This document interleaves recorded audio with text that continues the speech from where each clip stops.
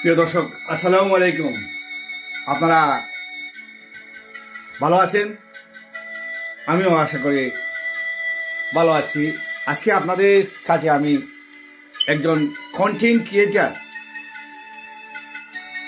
আমরা এই পৃথিবীতে বাংলাদেশের যত কন্টেন্ট ক্রিয়েটার আছে সবার কাছে আমার আকুল আবেদন, আমরা কিছু করতে পারবো না। আমাদের দেশটাকে আমরা সবাই যদি এগিয়ে নিয়ে যেতে চাই, যে আমরা যারা কন্টেন্ট ক্রিয়েটার আছি, যারা ইউটিউব চ্যানেল কাজ করেন, যারা ফেসবুকে কাজ করেন, যারা ইলেকট্রনিক মিডিয়া, প্রিন্ট মিডিয়া যারা কাজ করেন, তাদের অনেক ভূমিকা আছে।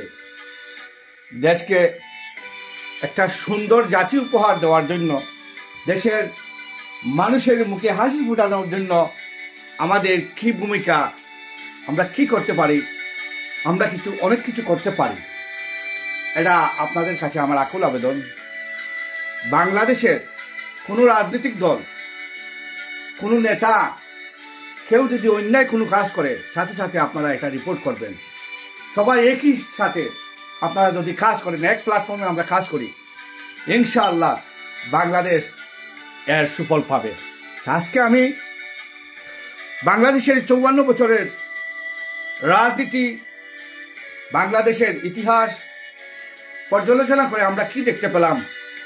স্বাধীনতার 54 বছর হলো, বাংলাদেশ কি স্বাধীনতার সুফল পেয়েছে? সুফল পায়নি। এর কারণ হলো রাজনীতির পেছে বারবার বাংলাদেশ টাল মাতাল করে রাখা হয়েছে। বাংলাদেশকে নানানভাবে 71-এর স্বাধীন হয়ে অর্জন করেছিলাম পাকিস্তানের কাছ থেকে, কিন্তু আমরা স্বাধীন হতে পারি নাই পুরাদমে। এর কারণ হলো গিয়ে আমরা ভারতের তাবেদার রাষ্ট্র বানানোর প্রচেষ্টা বারবার আমাদের করেছে, এবং ভারত আমাদেরকে কখনোই আপনার এই 71-এর স্বাধীনতার যে তারা কিছু সাহায্য করেছিল, সেই সাহায্য করার কারণটাই আপনারা পিছন দিয়ে যাবেন। 71-এর দিকে আপনারা চ্যাপ্টার খুলবেন, 71-এর চ্যাপ্টার খুললে দেখতে পারবেন তারা সাহায্য করার কারণটা কি ছিল, এটা আপনারা খোঁজ নেবেন।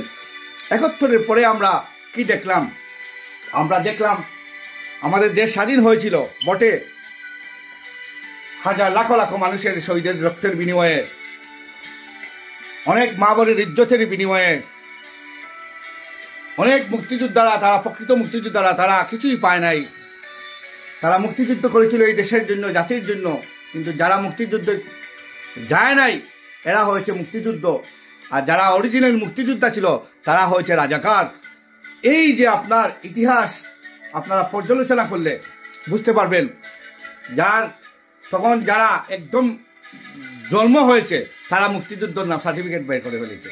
এইরকম হাজার হাজার সার্টিফিকেট আছে, মুক্তিযোদ্ধা সার্টিফিকেট আছে। এরা মুক্তিযোদ্ধা বাধা পাচ্ছে, এরা মুক্তিযোদ্ধা সম্পূর্ণ সুযোগ সুবিধা পাচ্ছে। অরিজিনাল মুক্তিযোদ্ধারা তারা ভিক্ষা করছে। ইতিহাস পর্যালোচনা করে আমি দেখেছি 71-এর রক্তের বিনিময়ে স্বাধীনতা আমরা অর্জন করেছি। আমাদের অর্জন সঠিক ছিল। 9 মাসে স্বাধীন করেছি বাংলাদেশ, কিন্তু আমরা অরিজিনাল গণতন্ত্র আমাদের দেশে ফিরে আসে নাই। আমাদের দেশে বৈষম্য চলে আসছে।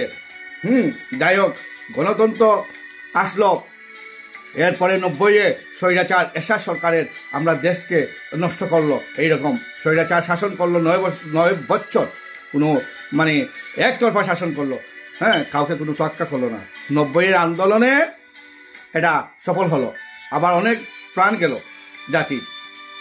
এরপরে আসলো 111 আমাদের দেশকে ধ্বংস করা হলো নানান চক্রান্তে। ভারতের সাইড দিয়ে আমাদের দেশকে ভারতের তাবেদার রাষ্ট্র বানানোর জন্য 111-এর চক্রান্ত ছিল, মারাত্মক একটা দাবার চাল ছিল।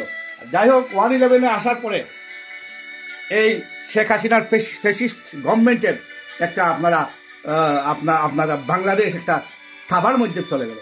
এই ফ্যাসিস্ট সরকার কি করলো? ভারতকে সব সুযোগ সুবিধা দিল, বাংলাদেশ কিছুই পেল না। এখন আমরা এখান থেকে কি করতে পারি? আমাদের কি চাওয়া পাওয়ার আছে? আমরা কি করতে পারি? একজন কন্টেন্ট ক্রিয়েটার হিসাবে আপনার কিন্তু অনেক ভূমিকা আছে। আপনি যদি আওয়াজ তুলেন প্রতিটা চ্যানেলের মাধ্যমে, প্রতিটা ইউটিউব, ফেসবুকে দেন, তাহলে এরা লজ্জা পাবে। হ্যাঁ, দেশের মানুষের কিছুটা উপকার হবে। যাই হোক, প্রিয় দেশবাসী এবং প্রিয় কন্টেন্ট ক্রিয়েটার যারা আছেন, আমার সবাই কাছে আমার আকুল আবেদন, আপনারা দেশ এবং জাতির জন্য মাঝে মাঝে আপনারা কাজ করবেন। এরপরে 1/11 সরকার আসলো, চলে গেল, 2 বছর শাসন করলো ওরা। শাসন করার পরে ভারতের একটা তাবেদার রাষ্ট্র বানানোর জন্য একটা চক্রান্ত, এই চক্রান্তের জালে তারা পড়ে গেল এবং শেষ মুহূর্তে ফ্যাসিস্ট শেখ হাসিনাকে পাওয়ারও দিয়ে তারা চলে গেল। এরপর কি আসলো? ফ্যাসিস্ট গভর্নমেন্ট এইভাবে 16 বছর দেশ শাসন করলো বিনা নির্বাচনে। মানুষের ভোটাধিকার মানুষ প্রয়োগ করতে পারে নাই।